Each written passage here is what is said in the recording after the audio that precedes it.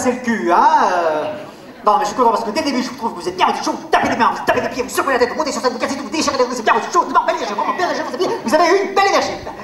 Et là, je sais ce que vous êtes en train de vous dire, mais qu'est-ce que c'est que ce con?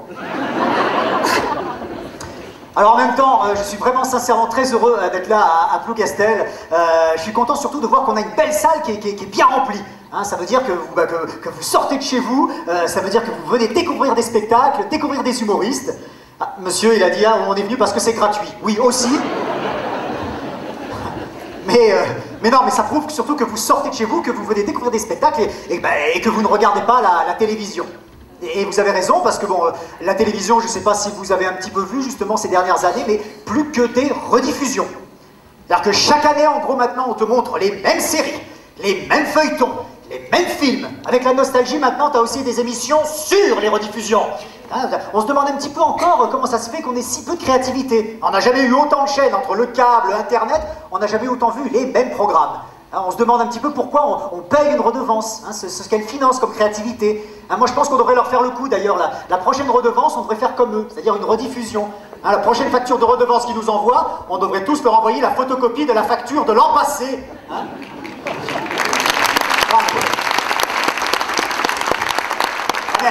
Monsieur Etel, c'est la facture de cette année qu'il faut payer. Bah oui, mais vous m'avez diffusé que des trucs de l'an passé aussi. Hein. Il ferait la gueule à mon avis, hein. Il ferait la gueule. Non, et puis c'est vrai, c'est un petit peu... Ah, quelqu'un qui est tombé. C'est un petit...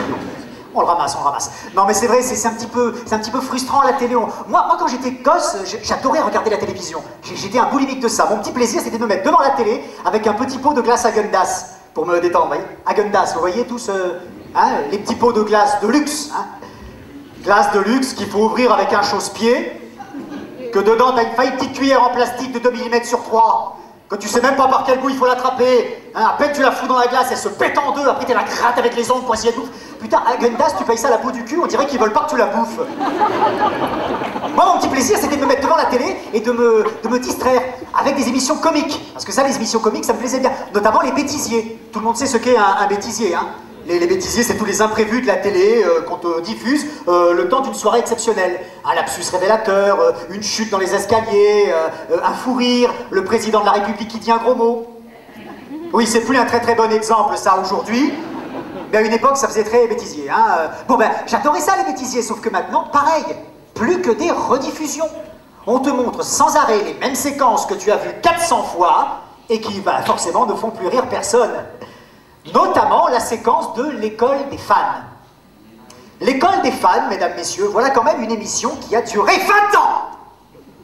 Alors il me semble qu'en 20 ans d'émission, à la raison de la diffusion d'une émission par semaine, il devrait y avoir un petit peu de matière à renouveler les bêtisiers, non? Non.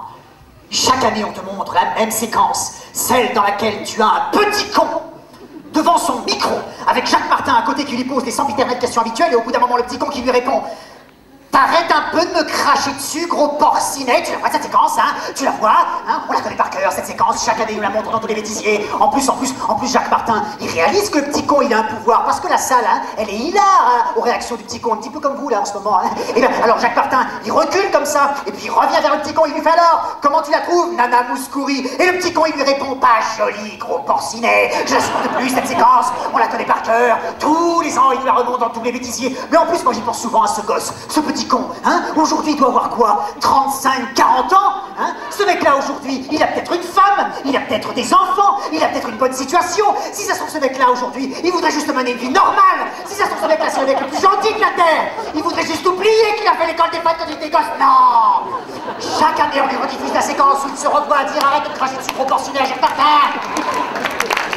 Tous les jours, c'est pas là. Tous les jours, il est là sur son ordinateur au travail. Il travaille comme un malade le soir. Il rentre chez lui après une journée où il est crevé. Il voit sa femme, ses gosses. Il veut se faire un petit plateau télé, peinard. Il veut se détendre. Et pour se détendre, il met un bêtisier pour rigoler. Et on lui rediffuse la séquence de l'école des fans qui se revoit dire: arrête de me cracher sur gros porcinet à Jacques Martin.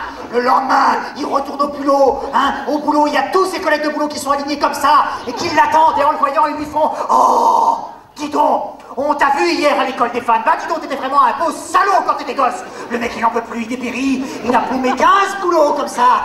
Il a déménagé 25 fois. Il s'est fait refaire le visage. Mais c'est pas grave, on sait que c'est lui. On le retrouve parce que ça le poursuit comme une malédiction. 666, j'ai fait l'école des fans. Je bouffe avec ta mère en enfer. Le mec, il n'en peut plus, il dépérit.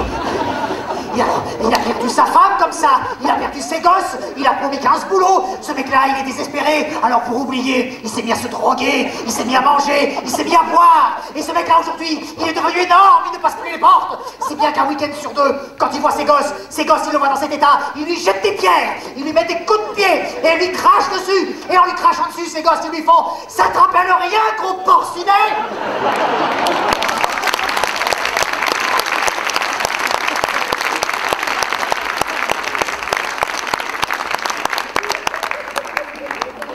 C'est pourquoi je ne regarde plus les bêtisiers, parce que ça ne me détend plus. Et puis elle est devenue folle, la télé, encore pour nous, c'est pas très grave. Le plus triste, c'est pour les gosses. Moi je trouve qu'on n'a plus d'émissions pour les enfants. Moi quand j'étais gosse, on avait plein de dessins animés qui étaient charismatiques, qui nous faisaient rêver. On s'évadait grâce à eux, on vivait des aventures. Moi quand j'étais gosse, mais je rêvais d'être Goldorak, le capitaine Flamme, Albator, Musclor, des mecs qui avaient du charisme. Tu t'identifiais à eux.